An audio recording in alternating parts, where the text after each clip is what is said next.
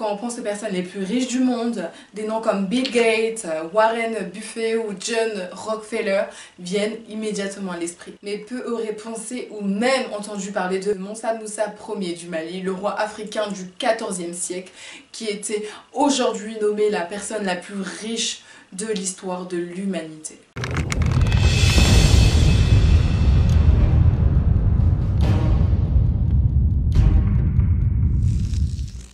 Mansa Moussa est né en 1280 à Niani, au Mali. Il était le petit-neveu du premier roi de l'Empire du Mali. Il était également le petit-fils et le successeur d'Aboubakari II, qui par la curiosité a décidé d'explorer l'océan Atlantique et découvrir l'Amérique, bien avant Christophe Colomb. Il a ordonné à son peuple de construire une flotte de navires et a laissé le royaume aux soins de Mansa Moussa. Après avoir apporté leurs provisions à bord, le roi Aboubakari II et ses hommes ont quitté l'ouest. Ils ne sont jamais revenus et Moussa a été proclamé le nouveau Mansa, donc qui voulait dire roi, de l'Empire du Mali en 1312. Son règne serait le sommet de l'Empire du Mali.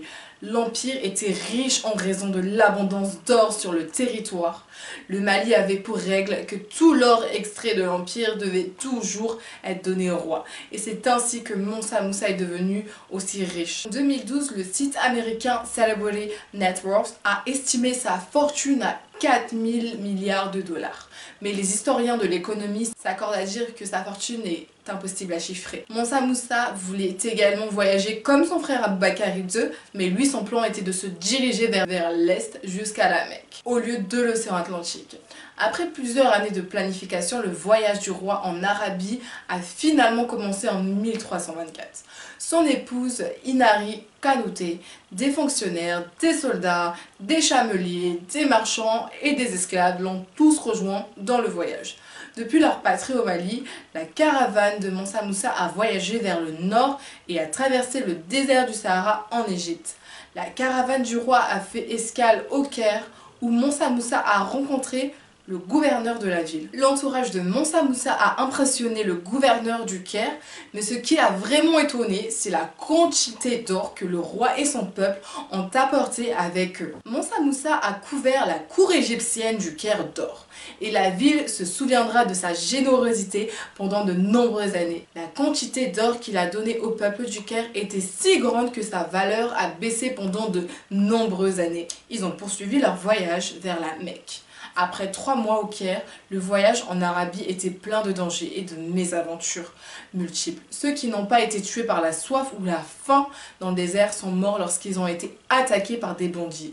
Ils sont finalement arrivés à la Mecque. Après plusieurs mois, le groupe était resté là pendant un certain temps, jusqu'à ce que Mansa Moussa décide qu'il était temps de rentrer chez lui. Lui et ses compagnons ont retracé leur pas sur la côte d'Arabie et sont finalement retournés en Égypte. Mais cette fois, le grand roi n'avait ni argent ni or à donner, car ses trésors étaient épuisés. Malheureusement, il a dû emprunter de l'argent auprès des prêteurs du Caire pour que lui et son peuple puissent rentrer chez eux. Le voyage de Mansa Moussa et ses dépenses somptueuses au Caire ont introduit son royaume ouest-africain en Europe, en Afrique du Nord et en Asie occidentale. Lorsque les marchands ont entendu parler de sa richesse, ils ont organisé des caravanes et voyagé pour faire fortune dans l'Empire du Mali.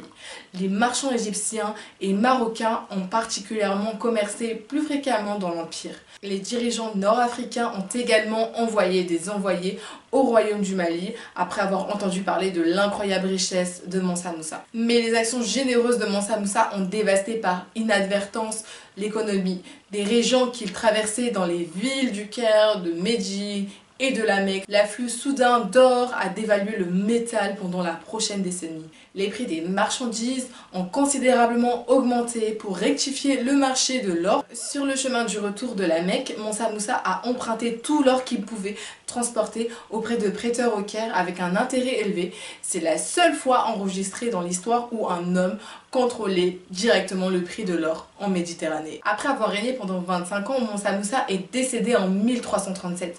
Il a été succédé par son fils Magan Ier. Le riche héritage du roi a persisté pendant des générations et à ce jour. Il y a des mausolées, des bibliothèques et des mosquées qui témoignent de cet âge d'or de l'histoire du Mali. Sa richesse est estimée à 400 milliards de dollars, comme je vous l'ai dit. Maintenant, je vais vous énoncer 10 faits sur Mansa Moussa que vous ne savez pas. Premier fait, alors Mansa Moussa est arrivé au pouvoir en 1312. À l'époque, une grande partie de l'Europe était en difficulté et faisait face à une baisse de la production d'or et d'argent, tandis que de nombreux royaumes africains prospéraient. Deuxième fait, pendant qu'il était au pouvoir, Mansa Moussa a considérablement élargi les frontières de son empire. Il a annexé la ville de Tombouctou et rétabli le pouvoir sur Gao. Dans l'ensemble, son territoire s'étendait sur environ 2000 miles.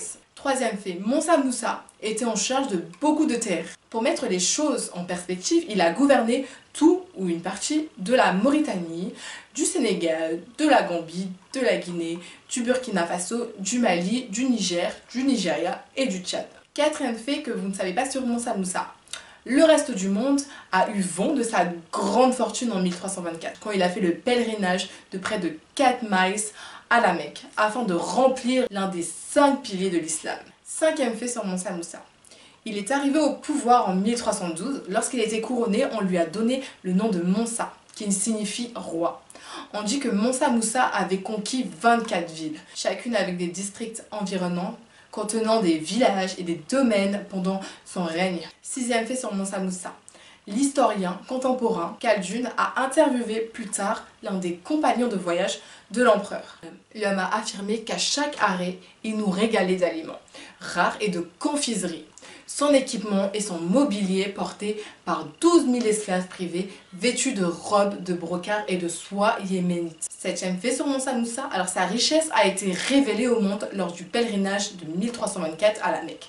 Traversant une distance de près de 4000 miles, son cortège aurait inclus 60 000 hommes, dont 12 000 esclaves, qui portaient chacun 4 livres de lingots d'or et des héros vêtus de soie qui portaient des bâtons d'or, des chevaux organisés et des sacs de manutention. Mansa Moussa a fourni tout le nécessaire pour la procession, nourrissant toute la compagnie des hommes et des animaux. Ces animaux comprenaient 80 chameaux, qui transportaient chacun entre 50 et 300 livres de poussière d'or. Mansa Moussa a donné l'or aux pauvres qu'il a rencontrés le long de son itinéraire. Mansa Moussa a non seulement aussi donné aux villes qu'il a passées sur le chemin de la Mecque, y compris le Caire et Médine, mais également a échangé de l'or contre des souvenirs. Il a été rapporté qu'il a construit une mosquée chaque vendredi. Huitième fait sur Mansa Moussa. Le voyage extravagant a mis Mansa Moussa sur la carte. Littéralement, il figurait sur l'Atlas catalan de 1375, l'une des plus importantes cartes du monde de l'Europe médiévale. La parole de sa richesse s'est répandue à travers la Méditerranée. Neuvième fait sur Mansa Moussa. En fin de compte, le pèlerinage au pull de l'empereur a façonné les vues européennes du Mali, comme je cite, un lieu de splendeur et de richesse et de sophistication. Mais il y avait aussi un côté sombre à cette nouvelle attention. L'intérêt des Portugais pour le Mali se manifeste finalement par des raids navals contre l'Empire à partir du XVe siècle. Et enfin, pour terminer, 10e fait sur Mansa Moussa que vous ne savez pas. Les richesses matérielles n'étaient pas la seule préoccupation du roi, a déclaré Smith. En tant que musulman dévot, il s'intéressait particulièrement à Tombouctou. Il a urbanisé la ville de Tombouctou en construisant des écoles, des mosquées et une grande université. Il a également construit la légendaire mosquée Djinguereber à Tombouctou, qui existe toujours aujourd'hui. Après la mort de Mansa Moussa en 1331, ses héritiers n'ont pas pu s'accrocher à la fortune qu'il a été considérablement épuisée par les guerres civiles et les armées d'invasion. Merci à tous d'avoir regardé ma vidéo, c'était Debinas et on se retrouve